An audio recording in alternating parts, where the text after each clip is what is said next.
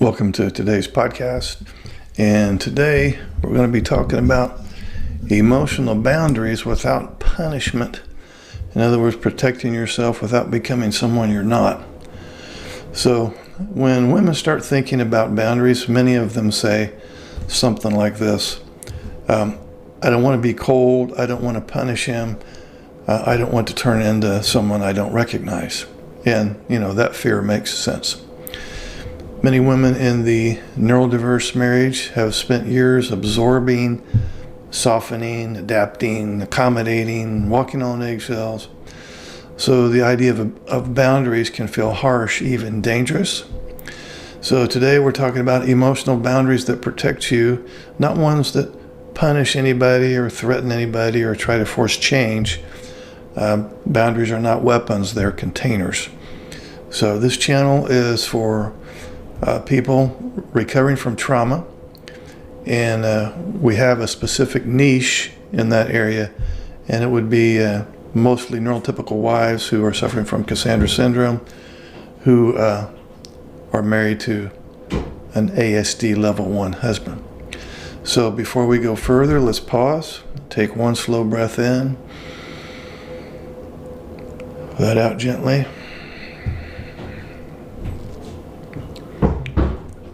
You don't have to harden yourself to protect yourself. Now, the questions in this episode came from women who said something along the lines of, I know I need boundaries, but I don't know what that actually looks like. So if that's you, let's begin.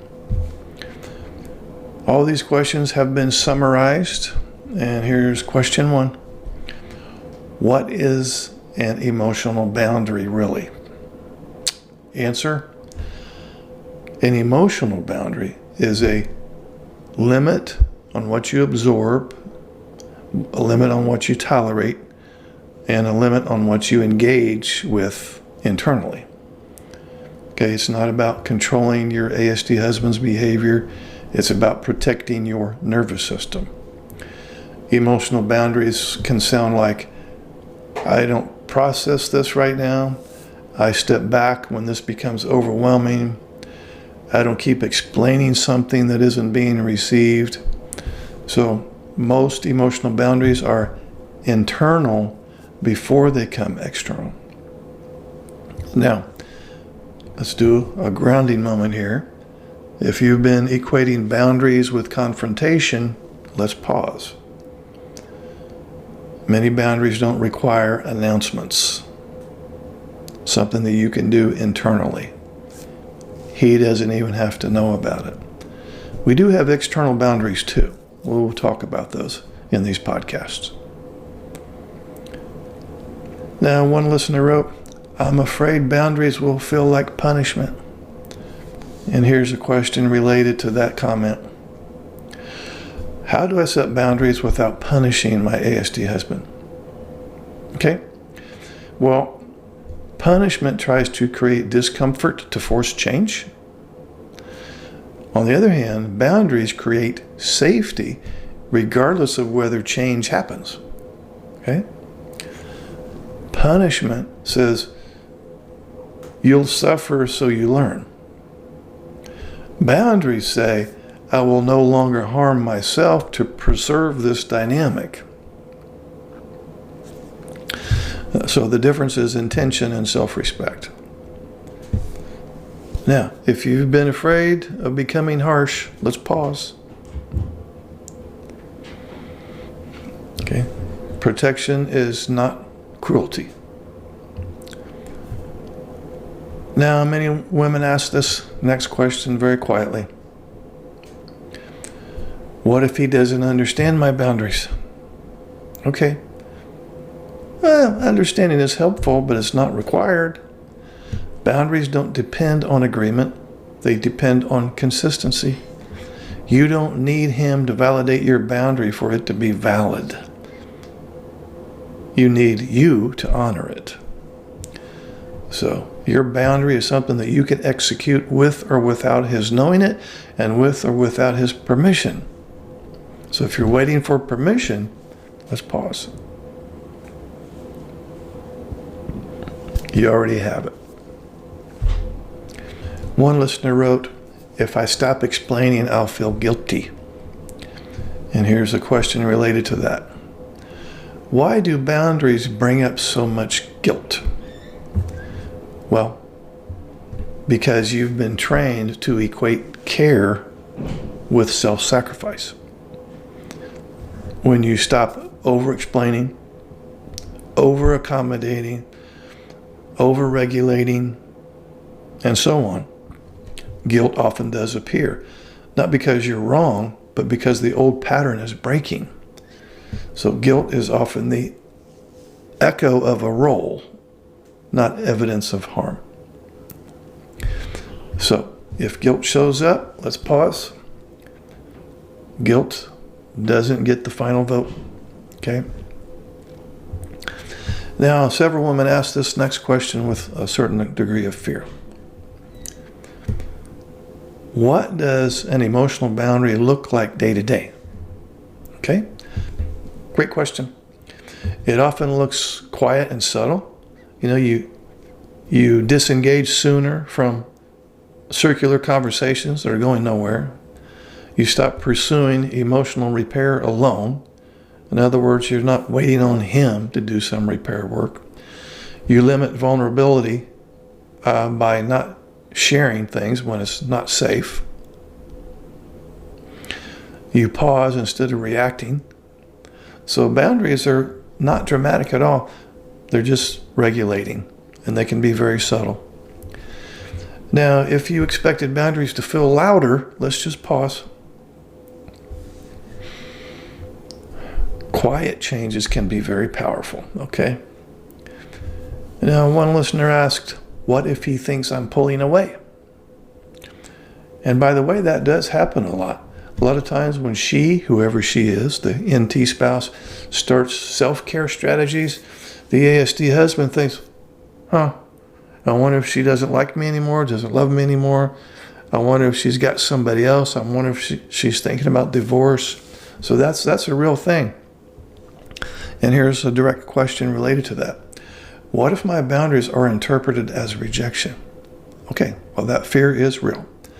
But your boundary is not rejection, it's a limit on harm. You're not responsible for managing how every limit is perceived. You are responsible for not abandoning yourself. Now, what you could do is you could say to your ASD husband, let's say his name is Steve, and you're talking to Steve because he's worried that something is wrong. You could just say, well, this is not an anti-Steve thing. It's just a pro-me thing. It really doesn't have anything to do with you. It's just, I'm going to spend more time with self-care and working on me instead of spending so much time working on us. Don't take it personally. I'm not cheating. I don't have a boyfriend on the side. I'm not planning on leaving you. It's just about me taking care of me right now. You and I are okay. So if you really need to ease his mind, that's how you can do it. Having said that, clarity with yourself matters more than being perfectly understood by him. Another grounding moment. If you've been shaping yourself to avoid misinterpretation, let's pause. You can't regulate perception forever. Your ASD husband's perception. Many women ask this next question with a certain degree of uncertainty. Do boundaries mean I stop caring? No, of course not. They often mean you start caring more sustainably. Boundaries reduce resentment. They reduce emotional injury. They preserve what care can exist without destroying you. Caring without boundaries leads to burnout. Caring with boundaries leads to self-respect. Now, if caring has felt exhausting, let's pause. Exhaustion is information for you. One listener asked this next question honestly. How do I know if a boundary is healthy or avoidant? Well, you can ask yourself, does this boundary calm my nervous system? Or does it numb me completely? So, healthy boundaries reduce anxiety and resentment. Avoidance increases disconnection and fear. Boundaries feel grounding, not hollow. So if you're unsure, let's pause again. You're allowed to adjust boundaries over time. Now, several women ask this next question with some degree of hope. What happens after I set boundaries? Great question. Often you will feel steadier. The dynamic becomes clearer. You see what your presence was holding together, and you regain energy and self-trust. Boundaries reveal reality. They don't create it. Now, if clarity feels both relieving and scary, let's pause. Both are normal.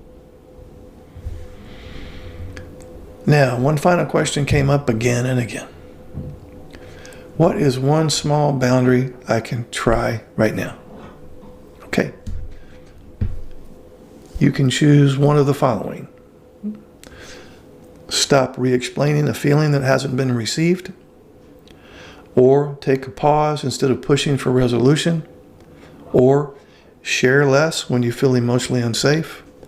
Or let your ASD husband manage his own emotions without rescuing him. One boundary, consistently, gently, that's enough.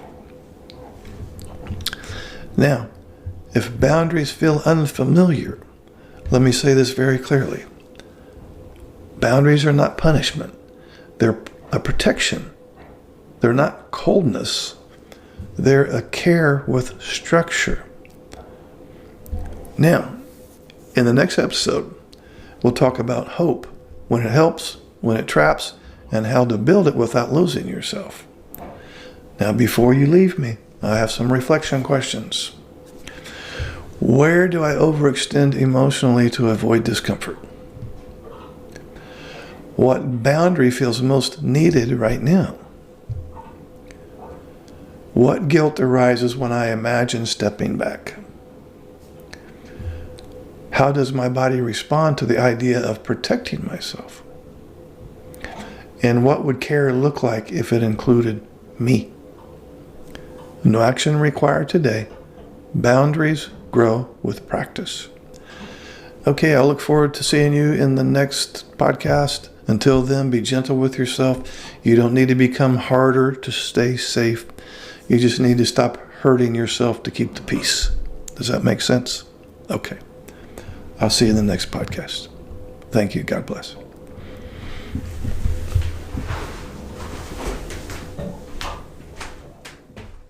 I have a book available on Amazon for those of you who want to recover from Cassandra Syndrome. The link will be in the description as well as pinned in the comments section. If you are a neurotypical wife in a marriage with an ASD level 1 husband and you feel like you're suffering from Cassandra Syndrome, then there's going to be a link below this video in the description area and also pinned in the comment section that will take you to my Cassandra Syndrome recovery group. We meet 1 hour a week for 4 weeks. I hope to see you in that group.